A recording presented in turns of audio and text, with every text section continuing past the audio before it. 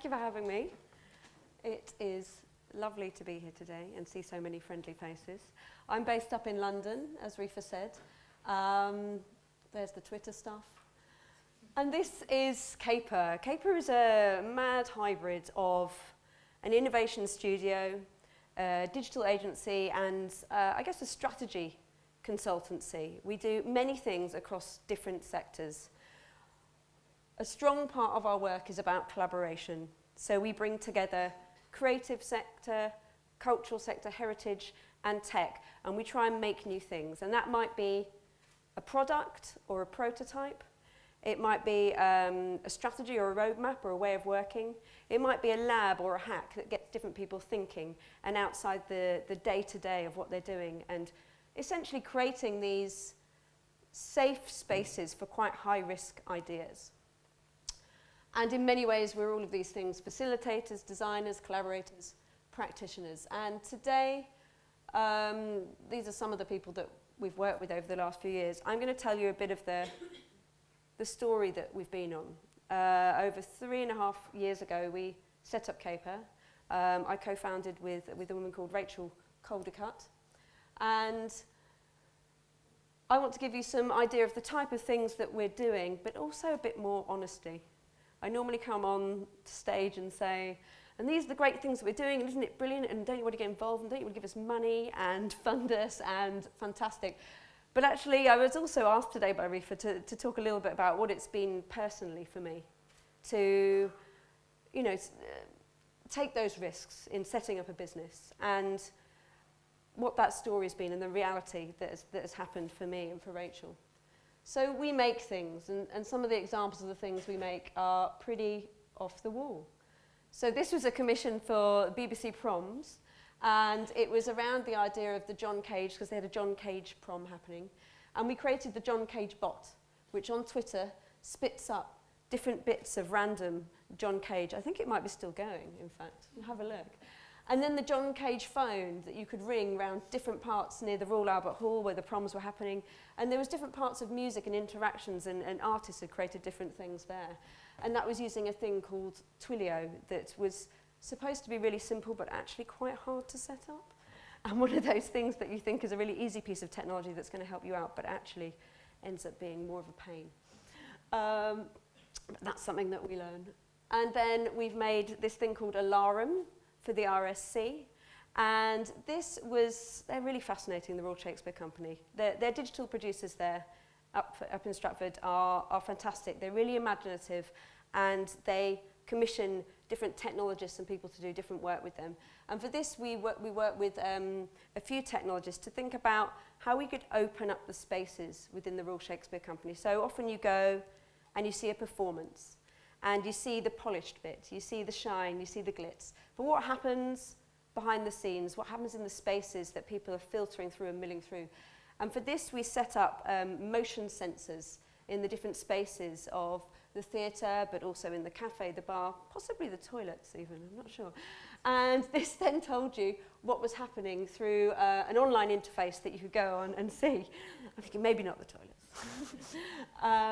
And this was an experiment for them, really, to think about how they could use technology in new ways, of how they could think about their spaces differently, and how they could translate that online. Fun Palaces. Fun Palaces, you should all check out Fun Palaces. Fun Palaces are happening on the 4th, 5th of October. There's going to be over 130 Fun Palaces happening all over the country. What is a Fun Palace? Well, back in the 60s, Joan Littlewood, a theatre maker and a radical, and Cedric Price, an architect, had an idea of what a fun palace would be. And this was a laboratory of fun, a university of the streets, and the idea was that everyone could participate across art and science. So we've brought this to life in 2014 with the mantra of everyone an artist, everyone a scientist. And this is going to go live on The Space tomorrow, which is the new BBC Arts Council platform for digital art. And it's definitely worth checking out, because Fun Palaces will probably be happening in Brighton and different places around here too. And we built the platform for people to participate in. So a mass participation platform where everyone can come and join in and feel like they can be part of arts and science working together. And I'm also working on at the moment a project with the British Council, which is called Blurring the Lines. Now, the British Council Creative Economy team do really interesting work, but most of the time, like you, they have to explain what is creative economy. And they can get a bit stuck on that. So what they thought they'd do is bring to life what creative economy is and who the people are that they're working with. And these are practitioners that are working around the world, blurring the boundaries across arts, technology, creative culture. They're entrepreneurs, they're making new things, they're developing new business models. And this is going to be an exhibition that's happening in the British Council office in Spring Gardens, which is just off Trafalgar Square. It opens very soon. And there's a publication that goes alongside that. And there's going to be prototypes and things to play with. So things like Hello Lamppost, which is about using mobile phone technology to get street furniture to talk to you as you wandered around a city. Things like that would be very playful. And then we also design the processes that help make those things happen. And that's really important to us because we realised actually that we weren't going to get brilliant and amazing commissions unless we helped design the process that enabled people to change their thinking around that and got different people together in a room as well. So gave people the space to make that happen. A project that we worked with the King's Cultural Institute in London was bringing together academics, arts organisations and technologists to come up with new ideas to answer problems specifically for those arts organisations. This problem was the fact that often museums and archives hold very delicate objects within their collections and people can't touch them. So they came up with an idea, working in a mixed group, that what if we 3D scanned these objects and then developed the haptic hand, this slightly spooky looking glove over here, which has sensor technology within it that enables you to then be able to feel that object. And that as a prototype has then been gone on further, and they've applied for further funding to develop that. So it's a really interesting collaboration working with those academics, with technologists that wouldn't normally get the opportunity to do that. Another university collaboration is with the University of Leeds, and this was where we paired a game designer with a professor of ethics, and he used Medal of Honor as a tool to teach drone warfare and the decisions that were being made within that space. So the professor of ethics could use that in his class and they could help and understand what that might be. So a very unusual approach, a different way of looking at things. And then recently we've been working with the National Maritime Museum, and this has been fantastic because we've really been able to put the user at the heart of what we're doing, and we really believe that. So they've got a big map space in the National Maritime Museum in Greenwich, and it's full of RFID tags, 12,000 of them, in fact. Why would you put 12,000? Anyway, they built an app. It wasn't quite working, I think probably to do with the level of technology they were trying to deliver there. So they came to us and said, what could we do? How could we experiment with this space and think about things differently? So we designed a lab where we brought together software developers, hardware developers, interaction designers, illustrators, artists, people with lots of different skills who hadn't worked together before, but we created a lab format that enabled them to work together in new teams, come up with ideas, test them live on the map as paper prototypes, getting feedback from the kids who all went, we want monsters and mermaids. Of course, great, we'll put that in. And then that was pitched back to the museum. And I think what was really interesting as part of that process was some of these ideas may come to life, but it was as much about the museum being open to innovation, open to people coming in and trying stuff out, and using the expertise from the museum too. So those visitor services assistants who are in the museum space all the time, we spoke to them, we asked them how people move throughout the space, what they were after. We learnt about the unofficial curator of piracy, who knew about all the pirate maps. Brilliant, let's bring those to life. You know, and things that when you start talking to people, you unlock those stories and you unlock those ideas that you might not do traditionally from the sort of format of consultancy as we know it. Now I'm going to rewind. Now you know a bit about what we do. To the beginning. So a few years ago, this is my co-founder Rachel Caldicott and I, looking very fresh-faced. And we met when she was head of digital at Royal Opera House. And I was working as a freelancer doing digital strategy in agencies and then also working with arts organisations to help them with digital too. And we did a thing called Culture Hack, which was drawing on the idea of hack days, which I'm sure you all know about, bringing different disciplines of people together over 24 or 48 hours to make real digital prototypes online and offline. And we thought how great this would be to do with the culture sector. So we came together to make that happen. And I spent a lot of my time ringing people saying, do you have some data you could give us? And a lot of people said, well, not quite. It's not quite ready. Maybe next time. Next time. You're like, there's not going to be a next time. And then actually seeing the appetite of doing that event and how many people came and participated, we realised that there was something there. There was an appetite. There was a real sense of goodwill around making new work that crosses the boundaries of culture and technology and the creative sectors. And so Caper was kind of born out of Culture Hack, in fact. And a little bit more about how we formed it. It did indeed come about when we were going to meetings talking about Culture Hack and people said, are you setting this up as a thing then? Is this going to be a business? And we were like, oh, well, maybe it should be. And we worked with Rachel Gilmore, who's in the audience today. You'll be very pleased that I've stuck her website on here. And she is a coach and facilitator, because we felt actually there needed to be a real sense of openness around what we were doing. We needed to say, laying out all the cards, what do we want from this? We've not worked, well, we've done an event together, actually, that was quite stressful, and we saw how we reacted to that, and we saw that we made a good combination of a team working together on that. But really, where do we want to be going? And this was really useful because it wasn't just about where do I want to be going with work, but it was like, where do I want to be going with my life?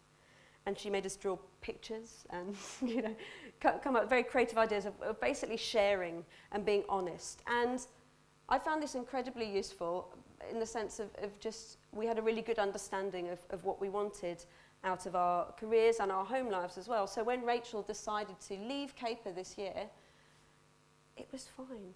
It was amicable. We knew what we both wanted, and it wasn't a sort of destructive thing for the business, which is fantastic. And now she's working at a much larger agency called Friday in London in a very important job. Although sometimes she does say it's less work than Caper was. Moving on. So with Caper, one of the really strong things about what we do and how we are able to work in the sector that we work, because, you know, a lot of the projects that we do are working with arts and cultural organisations that don't have huge budgets. We're able to flex. So depending on what we're working on, the team will grow or shrink in size. And I've really had to think about how I can keep the overheads sort of really lithe, how I can sort of make sure that we can exist even when some of the budgets that we're working on aren't that great, and how I can have that sort of mixed model with what we're doing. And the network is really strong in that. And I think you'll notice that everyone here is drinking. This isn't just usual office culture, but wouldn't that be lovely? This is actually our second birthday party, which was back in 2013. And it was really fantastic. There was something we wanted to do to really give back to everyone who'd participated in Caper, who'd been part of the journey and the story so far. And so they all came and they drank our wine and they listened to weird theremins and watched people do digital prototypey things. And ate cake. But mostly these people who work with us are a mixture of, well, a lot of those people that I mentioned earlier who came to the lab, those developers, designers, technologists, but also sort of writers and researchers. And they come back and they keep working with us, I think, because they really enjoy the work they do with us. Like, we don't have the infrastructure to keep them, you know, or have them as full-time staff. Wouldn't that be lovely? But we have the projects and the creativity that brings them back and makes them want to work on this stuff with us, which is fantastic. And then women. I mean, Rachel and I are both feminists, and as if by default, Caper became that, although it was never a sort of mission statement or something that we said was part of it, particularly. However, we attract women who want to come and work with us. People will often say to me, oh, I can't find any female developers. And we're like, oh, think they're all over here working with us. And there was something about having two women, now one woman leading a business that meant people were attracted to that. And I thought that was a really interesting structure. Then we have the junior associates. Now, Rachel and I, as obviously part of our business strategy, had babies within 2 weeks of each other. And this is not something I've talked about before, actually. We survived. As you can see, the meeting table can also be a changing mat. And what we actually created within the office was a screened-off area where we could pump. And we used to breast pump there. The slightly squeaky noise off-putting, but if you turn up the music, it's all right. And I'd say one of the fantastic things about running your own business is that you can work where you want and when you want, and you can be flexible about it. One of the less fantastic things is, well, all of those things again, that you are beholden to the business as well, and there will be questions even when you're off on maternity leave, of which I took 3 months, and I look back now and wish I had taken a little bit longer, but there was so much going on that I had to be involved, and I guess now I'm happy with the position I'm in, the work that I do, and that I can work it around my kids. I've got a now 1.5-year-old and an 8-year-old, and I work around the needs of them as well as the needs of my work and my career and what I want to be doing.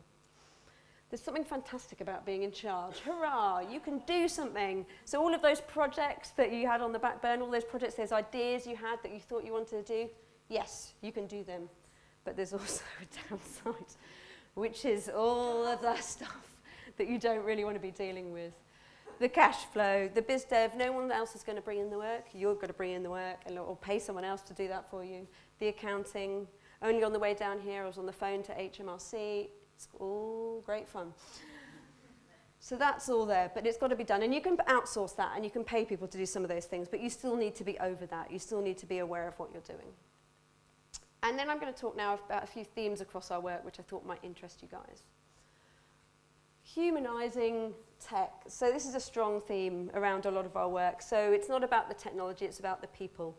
So Culture Hack grew from that first initial event, but the interesting thing about that event was we knew it wasn't just about getting some developers in a room. We knew it was about getting the culture sector talking to the technology sector too. And it was about putting on talks so people could understand what data is and not feel alienated. We've created this online data repository of all the open cultural data in the UK. But you go on there and you should be able to understand that no matter what you know about data. You should be able to get samples of that and understand it. And then we've created things like toolkits, which is open sourcing our work, saying, if you want to put on culture hacks wherever you are in the world, great, please do, because we can't put them all on. You need to be sharing that.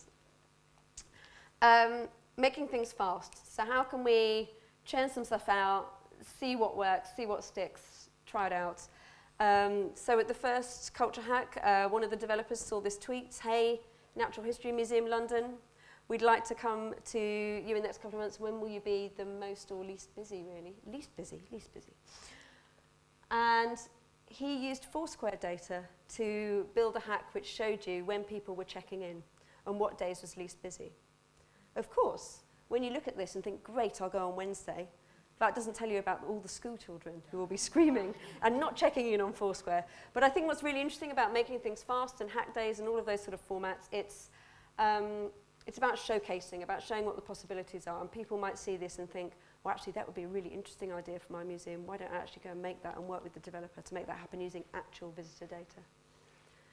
And then another example is consider the library. So when you're online and you're searching to buy a book, there's a little pop-up on Google Chrome which tells you if that book is available in your local library or not.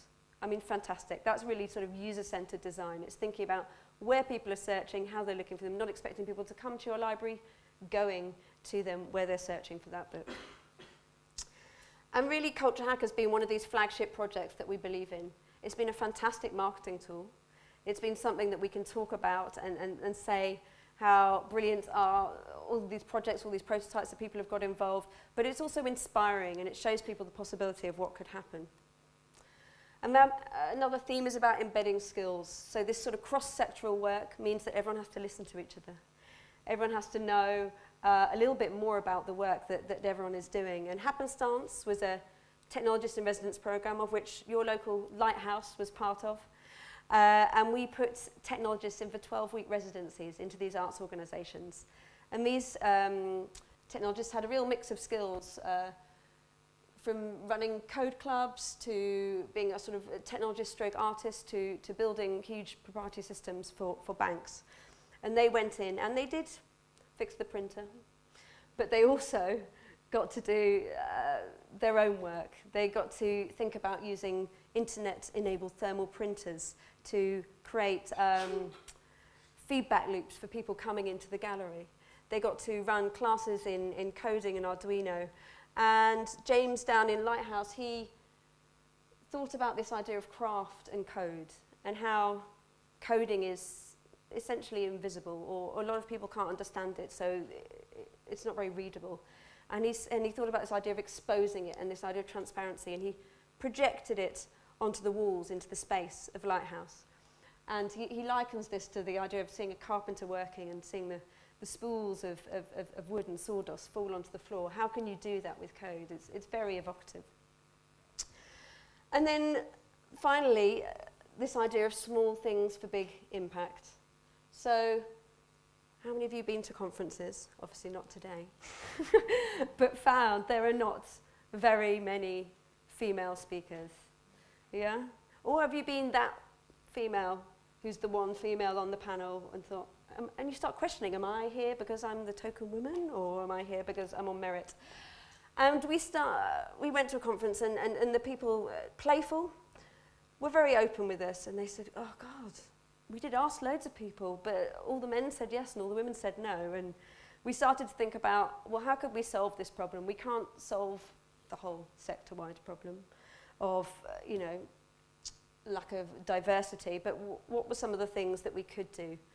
And so we set up Articulate, which initially was just a Google Doc that women who felt that they could speak about various topics around technology could add themselves to and say, and these are the themes that I feel comfortable speaking about, ask me. And then that evolved into part of the Lanyard site, so Lanyard being a tool that you can use for conferences and events. So it's already established. People are already setting up their own profiles on there, and we moved the directory over to that. And we now have nearly 1,000 women on that from around the world on various topics, as you can see. And if you all add yourself to it, then it will probably be over 1,000 by the end of the evening. So the 5 things I've learned obviously thousands of things, but as a very quick summary, well, this idea of you are able to do the stuff you're passionate about. If you feel really strongly about stuff, other people will pick up on that passion and that energy, and they'll want to do that with you. The idea of the network, so I know I'm nothing without the network of people that I can call upon, the skills that they have, and the collaborators that I work with. This idea of working for yourself, giving you the flexibility, but the risk, well, ultimately I'm the bottom line. There has been times when I've been paying the people who are working for me more money than I'm paying myself, and you kind of have to take that ebb and flow for the autonomy of running something yourself.